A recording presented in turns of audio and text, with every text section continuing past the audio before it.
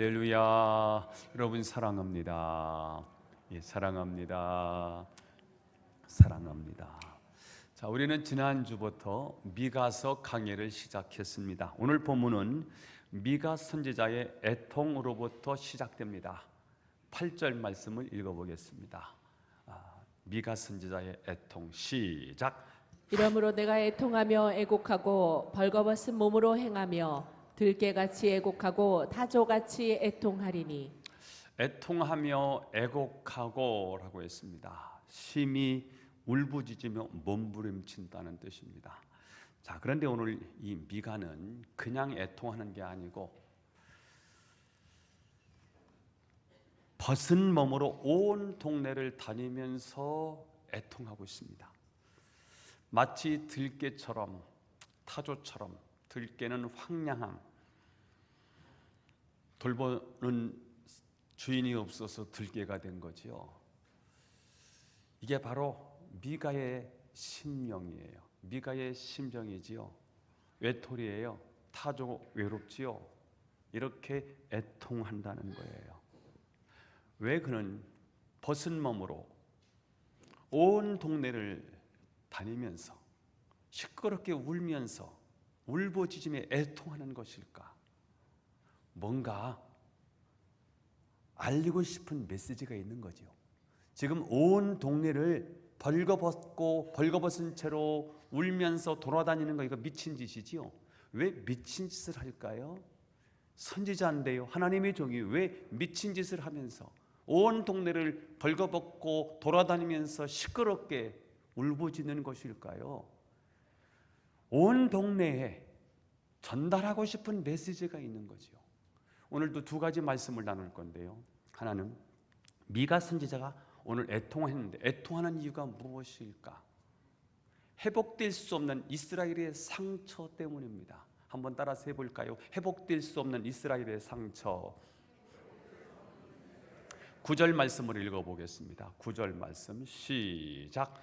이는 그 상처는 고칠 수 없고 그것이 유다까지도 이르고 내 백성의 성문 곧 예루살렘에도 미쳤음이니라. 이는 그 상처는 고칠 수 없고, 이 상처는 어떤 상처일까요? 고칠 수 없는 이스라엘의 상처, 북이스라엘을 말하는 거죠. 북이스라엘이 멸망하는 거예요. 아수르의 공격으로 북방 이스라엘이 영원히 사라져버리는 거예요. 그런데 오늘 미가 선지자는 북왕국을 멸망시킨 아수르가 곧 유다까지 초토화시키고 겨우 예루살렘만 남게 할 것을 알고 통곡하는 것입니다. 애통해하는 것입니다. 자, 그런데 그들은, 유다 백성들이나 이스라엘 사람들은 자신들이 이런 식으로 멸망한다는 사실을 전혀 모르고 있습니다. 북쪽 사람들은 지금까지 많은 어려움이 있을 때마다 그때마다 우리는 이겨냈다, 이번에도 어렵겠지만 반드시 이겨낼 거다라고 생각하며 지내고 있고요. 또한 유다는 유다대로 이스라엘 백성이 멸망할 리가 없다, 우리도 멸망할 수가 없다, 우리는 안전하다라고 생각하며 안심하고 있는 것입니다. 자, 그런데 오늘 미가 선지자는 어떤 거예요? 그렇지 않다는 거예요. 전혀 그렇지 않다는 것입니다. 이번 북이스라엘의 상처는 너무나 치명적이어서 결국은 멸망으로 이어질 것이며, 남유다 또한 온 땅이 쑥대맛이 될 것을 내다보면서 애통하는 것입니다. 세상에 있는 두 교회,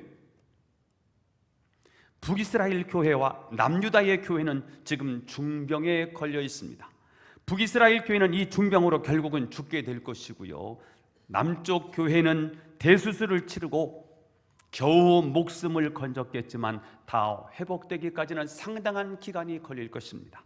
자, 그런데 문제는 이스라엘 백성들도, 남쪽에 있는 남유다 백성들도 증세의 심각성을 전혀 느끼지 못하고 있다는 것입니다.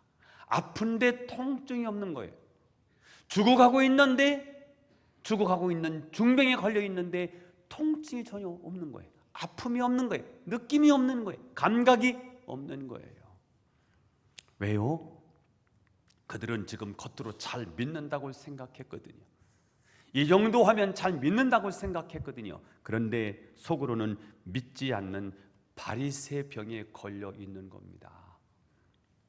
외형으로 채워지면 괜찮다고 생각합니다.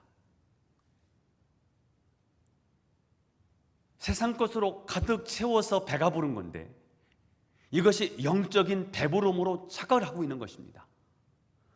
하나님 관계가 바른 관계가 되어야 되는데 하나님 관계는 어그러져서 잘 안 돼요. 하나님께로 와서 내 삶을 드리는 일이 잘 안 돼요. 그러니까 뭘 열심히 하면 되는 것 같아요.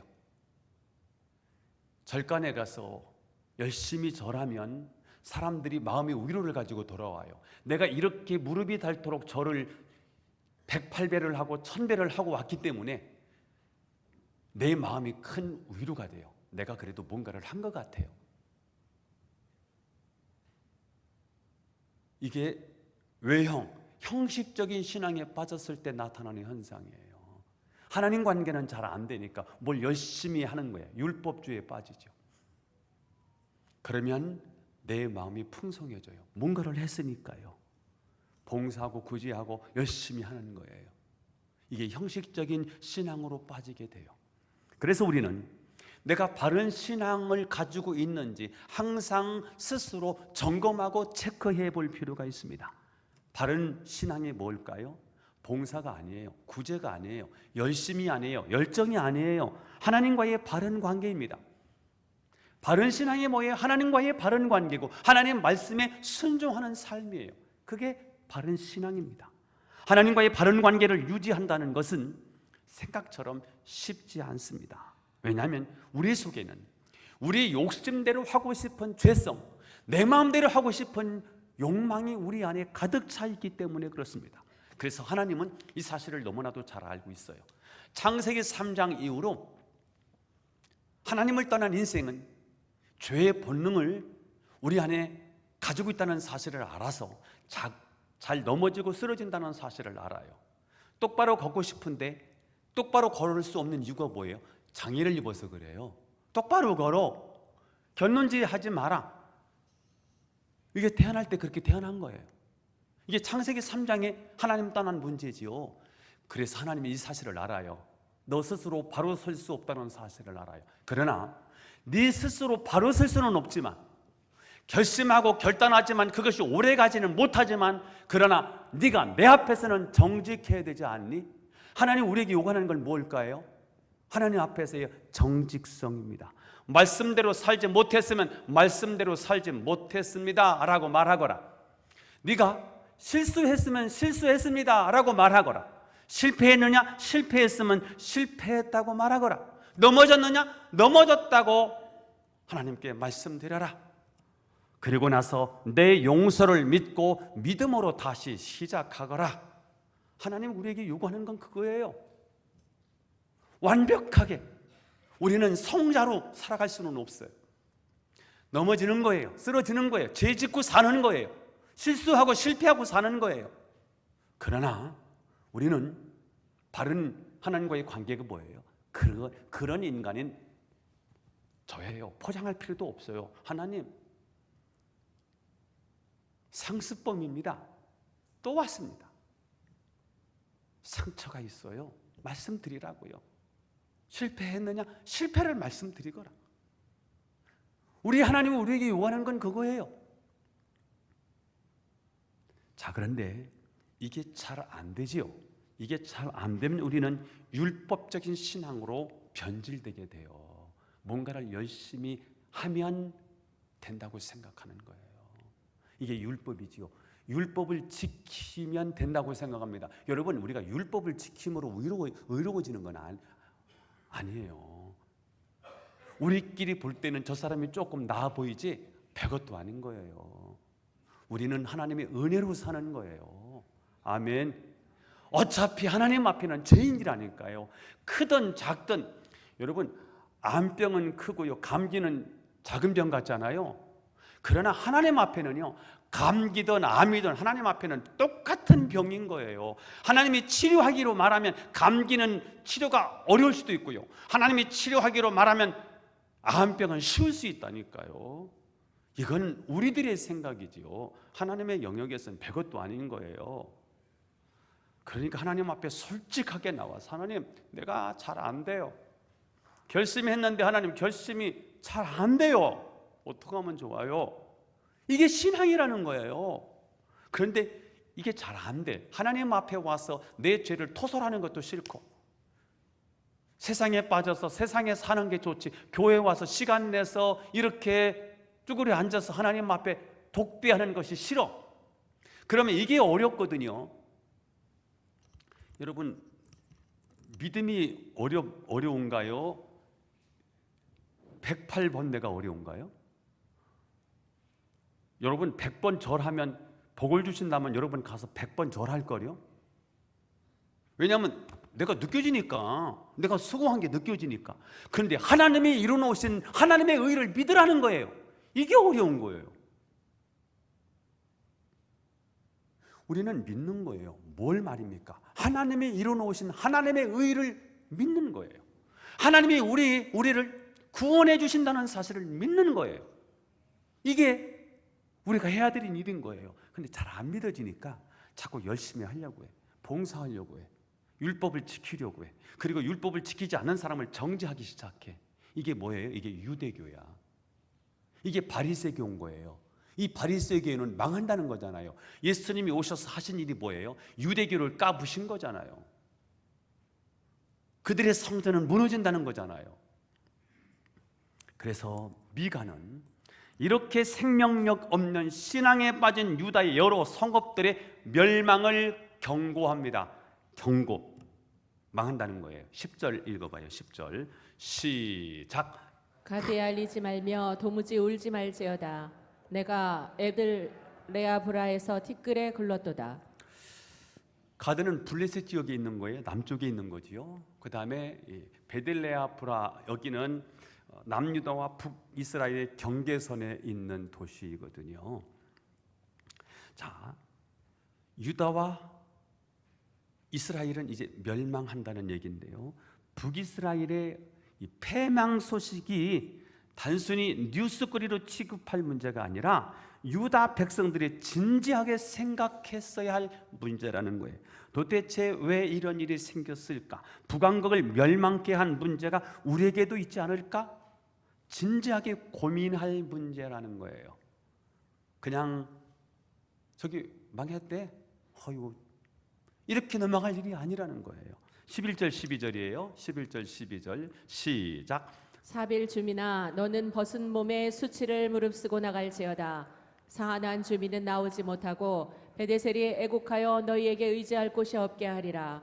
마롯 주민이 근심 중에 복을 바라나 이는 재앙이 여호와께로 말미암아 예루살렘 성문에 임함이니라. 제가 밑줄을 그었는데요. 글씨 색깔을 바꿨는데 저는 하나도 안 보이네. 지금 색깔이 사빌, 사하난, 베데셀, 이게 다 유다의 북쪽에 위치해 있는 거예요. 근데 이 북쪽에 있는 위치에 있는 도시만 망하는 게 아니고요. 오늘 몇 절이죠? 12절에 보니까 어디 나오죠? 마룻은 예루살렘 근처에 있는 도시인데 이 도시도 망한다는 거죠. 13절 읽어요. 13절 시작. 라기스 주민아, 너는 준마의 병거를 메울지어다.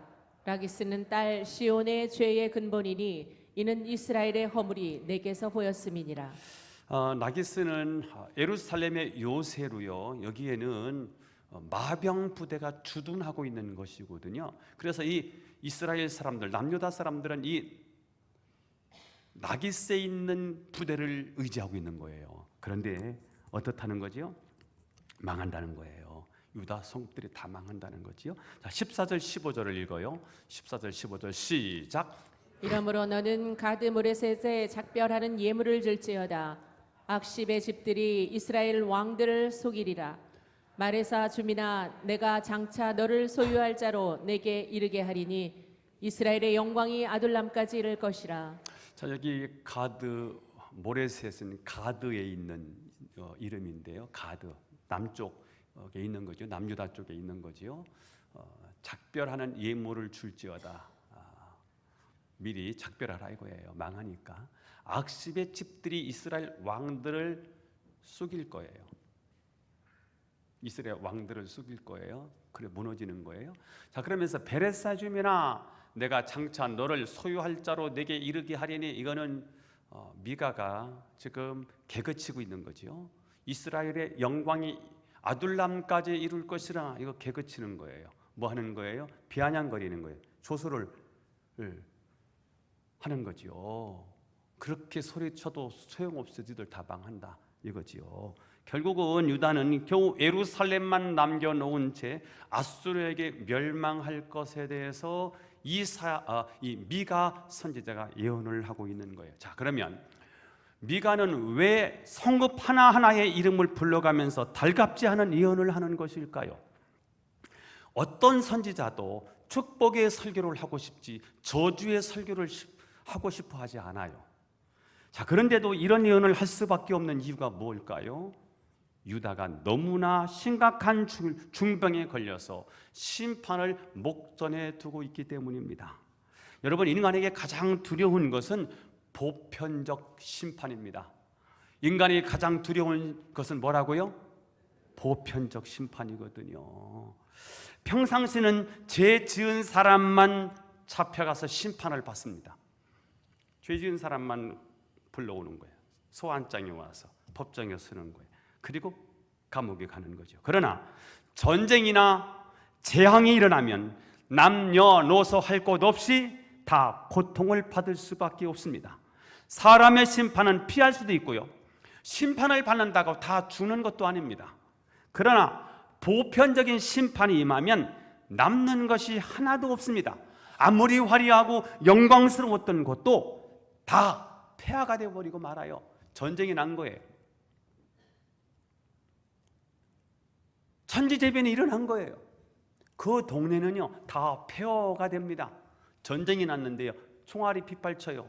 거기서 살아남을 사람이 있겠어요? 공부 잘한다고요 살아남을 수 있나요? 돈 많다고 살아남을 수 있나요? 권력이 있다고 살아남을 수 있습니까? 우리 동네가 폭격을 맞았어요. 계속해서 집중 포화가 맞은 거예요. 그러면 거기서 살아남을 사람이 있나요? 이게 보편적 하나님의 심판이거든요. 개인적 심판은요, 죄 지은 사람, 그 사람만 불러서 심판받으면 돼요. 그러나 보편적 심판이 무서운 거예요. 하나님의 때예요. 하나님이 하시는 심판, 이 보편적인 심판인데요, 이 미가는 이 재앙이 아수르가 아니라 하나님으로부터 왔다는 점을 강조하고 있습니다. 지난 시간에 말씀드렸죠. 이스라엘 백성들은, 우리는 구원받은 하나님의 백성들은 영적인 내우인이라고요, 하나님을 책임지는 사람이라고요. 원자력 발전소에는요, 원전은요, 그게 잘 가동될 수 있도록 관리하고 책임지는 사람이 필요해요. 이들의 역할이 굉장히 중요하다니까요. 그들이 잘해야 이런 에너지요, 전기 에너지요, 치료하는 에너지요, 이런 것들이 오는 거예요. 그런데 이 관리를 못하면 어떻게 돼요? 원전 사고가 일어나 보세요. 엄청난 사람들이 죽고요, 생태계가 파괴되는 거잖아요. 하나님은 그런 분이세요. 하나님을 책임지는 사람이에요. 저와 여러분은 하나님을 책임지는 사람이에요. 이 땅의 모든 저주를 축복으로 바꾸는 사람이거든요. 이 역할이 굉장히 중요하다는 거예요. 아예 뭐 다른 사람들 다 놀러 다니는데 나도 뭐 그냥 그렇게 살아야지. 여러분, 우리는 그렇게 살면 안 된다는 거예요. 왜요? 우리는 하나님을 책임지는 사람이니까요. 이 하나님을 책임지는 일은 힘들어요. 고달픈 일이에요. 피곤한 일이에요. 욕을 먹는 일인 거예요. 그래도 여러분, 우리는 하나님을 책임지는 사람이기 때문에 그 자리를 반드시 지켜야 될 줄로 믿습니다. 자, 그렇다면 하나님께서 자기 백성들을 이렇게 파멸시키는 이유가 무엇일까? 그들의 신앙에 알맹이가 없기 때문이에요. 그들의 신앙의 긴장을 잃어버렸기 때문이에요. 신앙의 긴장감이 사라지는 게 무서운 거예요. 신앙의 긴박성이 사라지는 게 이게 굉장히 위험한 일입니다. 오늘 못하면 내일 하면 되지요. 오늘 예배 못 드립니까? 내일 드리면 되지요. 이게 얼마나 무서운 줄 아십니까?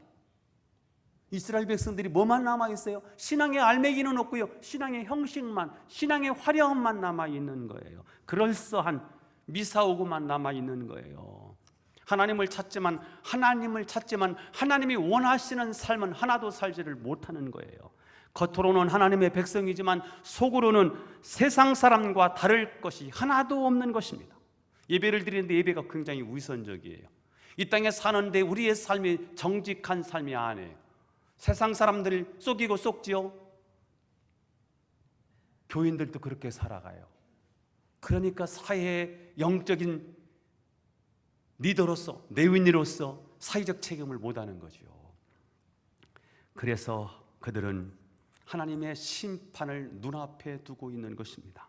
지금 유다는 안전한 곳이 한 군데도 없는 거예요. 사아난, 사빌, 마롯, 라기스 이런 도시들이 전부 하나님의 심판 앞에 노출되어 있습니다. 오늘날 우리 사회도 마찬가지입니다.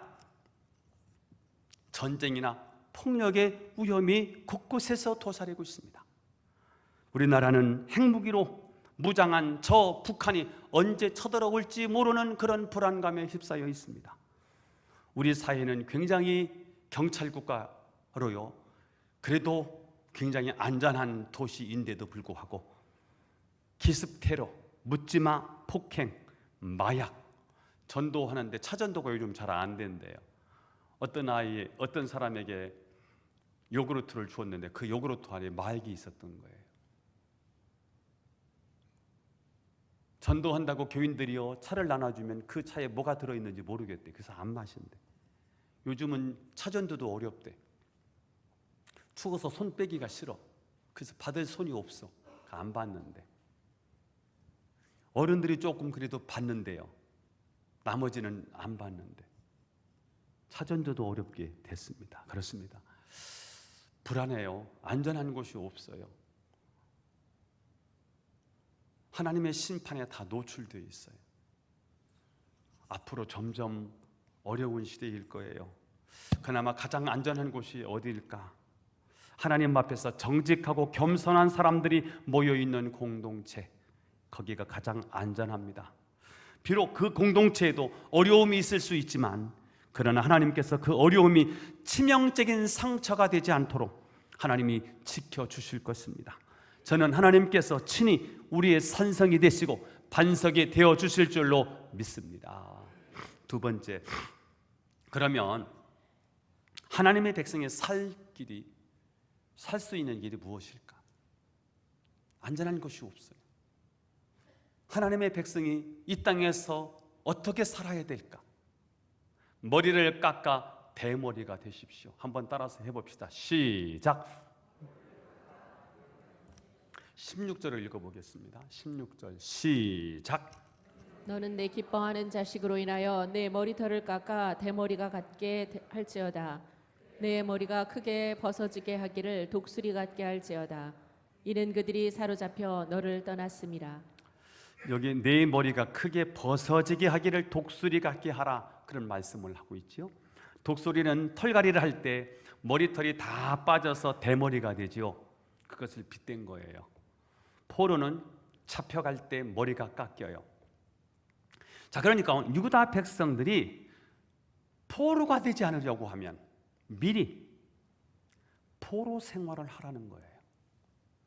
포로가 되기 전에 포로같이 낮아지라는 거예요. 너희가 자식을 위해서 재산을 축적하는 것이 중요하다고 생각하지. 물론 그게 중요할 거다. 그러나 정말 중요한 것은 하나님의 너희를 불쌍히 여겨주시도록 너희들이 사는 게 더 중요하다. 그러려면 너희가 이미 포로가 된 사람처럼 머리를 밀고 겸손해져야 된다는 것입니다. 포로 되기 전에 너희들이 먼저 포로된 자의 삶을 사는 거다. 겸손하게 그렇게 살 때, 머리를 깔고 머리를 밀고 대머리가 되어서 그렇게 살 때 하나님은 너희 하나님이 되어주실 것이다. 그 말씀을 하고 계시는 거죠. 하나님의 백성들은 하나님의 국류를 먹고 사는 사람들입니다. 하나님의 국률이 절대적으로 필요한 사람들입니다. 나의 갈 길 다 가도록 예수 인도하시니 내 주 안에 있는 국률 어찌 의심하리요. 내 주 안에, 내 주님 안에 있는 국률, 주님 안에 국률하심이 있거든요. 그 국률이 우리에게 필요하다는 거예요. 내 주 안에 있는 국률이 필요해요. 하나님의 국률하심이요. 하나님께서 우리를 불쌍히 여겨주시지 않으면 우리는 당장이라도 망할 수밖에 없는 존재입니다. 그러나 유다 백성들은 자기 자식을 위해서 또 자기 자신을 위해서 스스로 하나님 없이 강해지려고 했고 하나님 없이 스스로 높아지려고 했던 거예요. 그래서 이들에게 필요한 게 뭐예요? 너무 높아져 있어요. 하나님 없이 너무 높아져 있어. 하나님의 말씀이라고 해야 돼요. 기둥으로 들어. 하나님 말씀을 우습게 하라. 하나님 말씀이라고 하는데도 두렵지 않아요. 높아져 있어서.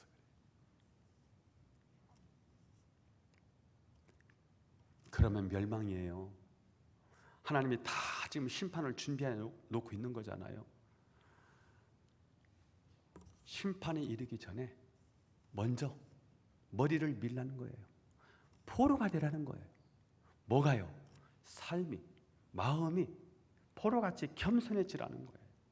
포로가 된 것처럼 살아라는 거예요.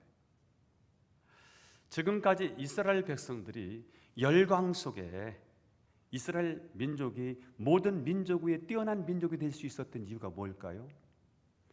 그들이 국방력일까요? 그들의 경쟁력일까요? 그들이 무역을 잘해서 그들이 외교를 잘했기 때문이 아니에요. 그들이 열강 가운데 가장 뛰어난 민족이 될 수 있었던 이유는 뭐예요? 하나님이셨던 거예요. 하나님이 그들의 아버지가 되어주신 거예요. 하나님이 그들의 도움이 되어주신 거예요. 하나님이 그들의 능력이 되어주신 거였던 거예요. 여러분, 이집트 지도를 보면은 이스라엘 지도를 보면요, 그 밑에는요 이집트 문명이 있고요, 오른쪽에는요 메소포타미아 문명이 있어요. 그리고 배를 타고 저쪽으로 올라가면, 아니면 육로로 터키로 올라가면 유럽이 나와요. 이 배꼽이거든요. 지정학적으로 굉장히 중요한 위치에 있는 나라가 이 팔레스타인 이스라엘 땅이거든요. 그래서 이쪽 메소포타미아 문명에서 만약에 지금 바벨론이죠. 바벨론 전에는 아수르예요. 아수르, 지금 시대는 아수르고 그 다음에 바벨론 시대가 올 거예요. 이게 바벨론은 지금으로 말하면 그 이라크이고요.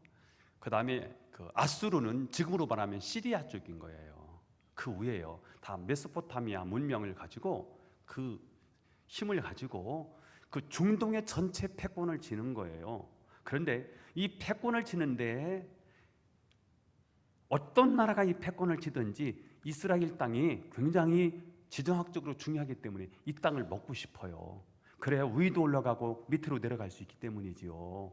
그런데도 불구하고 이 나라는 열강 속에서 강한 나라가 될 수 있었던 이유는요, 하나님 때문이었어요. 하나님이 지켜주셨기 때문이에요. 하나님이 이스라엘 민족을 불쌍히 여겨주셨기 때문이거든요. 자, 그런데 이들이 너무 높아져 있어요. 하나님 없이 지 마음대로 하는 거예요. 그랬더니 하나님 은혜가 떨어져요. 하나님이 없는 거지요. 그 결과 그들은 포로로 잡혀가고 마는 것입니다.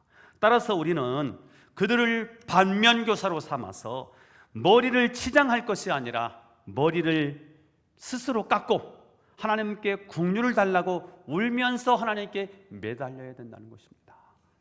우리 중에도 유능하고 똑똑해서 자기 힘으로 얼마든지 성공할 수 있는 사람이 있을 것입니다.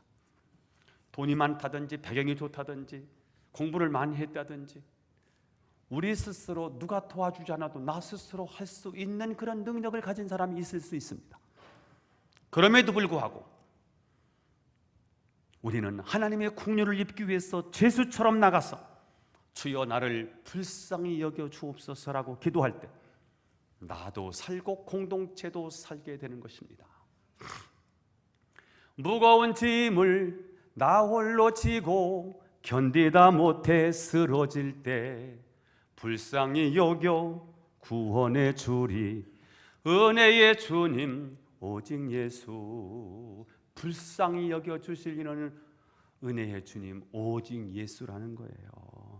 여러분, 이런 재앙이 오기 전에, 이런 하나님의 보편적인 심판이 오기 전에 TV 시청을 한번 줄여보는 건 어떨까요? 여러 가지 재미있는 오락을 좀 포기하고 하나님께 무릎 꿇는 시간을 한번 좀 챙겨보는 건 어떨까요? 여러분, 그리스도인의 아름다움이 무엇일까요? 자기 권리를 다 쓰지 않는 데 있습니다. 할 말이 많은데 자기 할 말을 다 하지 않는데 우리 그리스도인의 아름다움이 있습니다. 얼마든지 즐길 수 있음에도 불구하고 자기를 스스로 포기하고 노예처럼 지내는 것, 그것이 우리 그리스도인들의 아름다움입니다. 어떻게 해서든지 자신을 약한 위치로 떨어뜨려서 하나님께서 도와주지 않으면 안 될 상황으로 만드는 것, 이것이 우리가 지금 심판에 앞서서 하나님이 불쌍히 여겨주실 수 있도록 우리가 그런 자리, 삶의 자리, 그런 형편을 만들어내는 거예요, 스스로. 그래서 머리를 깎는 거예요. 대머리가 되는 거예요. 그걸 보니까 불쌍해요. 건져주고 싶은 마음이 있는 거예요. 그래서 오늘 미가는 북이스라엘의 멸망을 코앞에 두고 있고요, 한 걸음 더 나가서 지금 안전빵에 있다고 생각했던 유다도 초토화될 것을 보고 있는 거예요. 그래서 안타까운 거예요. 이러다가는 정말 다 망하고 완전히 초토화돼서요, 정말 노예처럼 살 것이 분명한 거예요. 이걸 알고 있는 미가 선지자는 가슴이 찢어지는 거예요. 아픈 거예요. 통곡하는 거예요. 그래서 미친 짓을 하는 거예요. 빨개 벗고 온 동네를 돌아다니면서요, 들깨처럼 울고요, 타조처럼 우는 거예요. 이 백성들에게 알고 싶은 얘기가 있는 거죠. 뭐예요?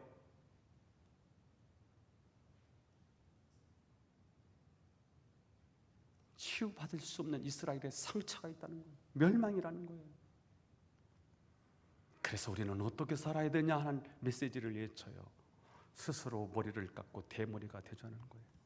하나님이 불쌍히 여겨주실 수밖에 없는 그런 약한 모습, 하나님 앞에 가난한 모습을 보여주자는 거예요. 삭개오는 로마의 속국으로 살고 있는 유대인이 출세할 수 있는 길이 세무장이라는 걸 알았어요. 공부를 열심히 해서 정말 세리가 됐어요. 세무장이 된 거예요. 그리고 돈을 잘 걷었는지, 세금을 잘 걷었는지 세리장이 되어 출세한 거예요. 돈을 모은 거예요. 사회적 지위를 얻은 거예요. 그것만 있으면 행복할 거라고 생각했거든요. 그런데 채워지지 않아. 사람들이 매국노라고 손가락질을 해.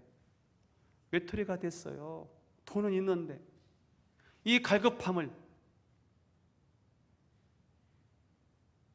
채울 길이 없어요. 그런데 소문에 예수님이 그 문제를 해결해 주신다는 거예요. 근데 그분이 우리 동네에 오셨다는 거예요. 나가보니까 사람들이 너무 많이 몰려왔어요. 비집고 들어갈 틈이 없어요. 주님을 만나고 싶은 거예요. 이 가난한 마음이요. 그래서 보니까 큰 나무가 있는 거예요. 올라간 거예요. 이 모습을 다른 사람은 몰라요. 이 사람이 얼마나 갈급한지, 하나님에 대한 갈망이 얼마나 큰지 아무도 몰라요. 이 사람이 큰 나무에 올라가 있다는 사실도 모든 사람이 모르는 거예요. 그런데 이 사실을 유일하게 알고 계신 분이 계셨어요. 그분이 우리 주님이셨어요. 삭개오야, 내려오라. 삭개오의 이름을 불러주신 거예요. 삭개오가 지금 어떤 상태예요? 대머리가 된 거예요. 머리를 깎은 거예요. 자기의 자존심을 다 내려놓고, 체면을 내려놓고, 자기의 지혜를 내려놓고 나무에 올라간 거예요. 머리 깎고 대머리가 되어서 그 나무에 올라가 있는 모습을 예수님이 주목하신 거지요. 예수님이 내려오라. 내가 오늘 내 집에 유해해야 되겠다. 다시 말하면 내가 너희 하나님이 되어주마. 내가 살아서 역사는 내 하나님이 되어주마. 내 갈급함, 내 가람을 내가 해결해 주마. 이렇게 말씀을 하신 거지요. 여러분, 머리를 깎고 대머리가 되기 위해서 오늘 포기해야 할 여러분의 즐거움은 무엇일까요? 오늘 하나님이 나를 불쌍히 여겨주시도록 오늘 포기해야 할 여러분의 권리는 무엇입니까? 여러분, 자녀를 우상으로 만들지 마세요. 여러분의 직장을, 여러분의 돈을, 여러분의 명예를 우상으로 만들지 마세요. 뭐가 우상일까요? 하나님보다 더 사랑하는 게 우상이잖아요. 진정으로 자녀들이 잘 되기를 바란다면 마치 자녀가 노예로 잡혀간 것처럼 여겨서 자식을 생각하는 마음의 절반이라도 하나님께 한번 드려보십시오. 그럴 때 하나님께서는 여러분들에게 긍휼히 여겨주셔서 더 이상 상처가 없도록 하나님이 여러분을 지켜주실 것이며 여러분의 삶을 축복해 주실 것입니다. 저는 여러분이 이 재앙이 오기 전에 스스로 머리를 깎고 대머리처럼 겸손히 하나님 앞에 엎드리는 심령이 될 수 있기를 예수님의 이름으로 축원합니다.